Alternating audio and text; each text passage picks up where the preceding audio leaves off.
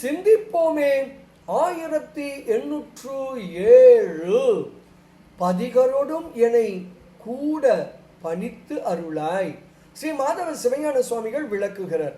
தேவர்களின் தலைவர்களுக்கெல்லாம் தலைவனாகி கலைசை தலத்திலே உறையும் எம் தலைவனே, தலங்கள் தோறும் உன்னை நான் போற்றி பரவ பரிபாகம் முற்றோரால் பயிலப்படும் மூவர் தமிழ் மாலையான பதிகங்களையெல்லாம் அந்தந்த தலங்களிலே பாடி பரவ உள்ளத்தில் மகிழ்ச்சி பொங்க விளங்குகின்ற தூயவர்களாகிய அடியாரோடும் அடியேன் கூடி கழிக்க பணித்து அருளாய்.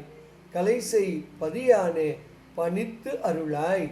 இப்படியாக மூவர் தமிழ் பாடினால் அவனை அடையலாம் என்று விளக்குகிறார் ஸ்ரீ மாதவ சிவஞான சுவாமிகள். பாடலை காணலாமே. பதிகள் தோறும் சென்று ஏத்தி பயில் மூவர் தமிழ் மாலை பதிகமெல்லாம் அங்கங்கே பாடி உளம் களி கூறும் பதிகரோடும் என்னை கூட பணித்து அருளாய். இமயவர்தம் பதிகளுக்கெல்லாம் பதியாகி பதி கலைசை பதியானே பணித்து அருளாய் என்று ஸ்ரீ மாதவ சிவஞான சுவாமிகள் தனது கலைசை 10 அந்தாதி எனும் அற்புத நூலின் 19வது திருப்பாடலில் மிக அழகாக விளக்குகிறார்.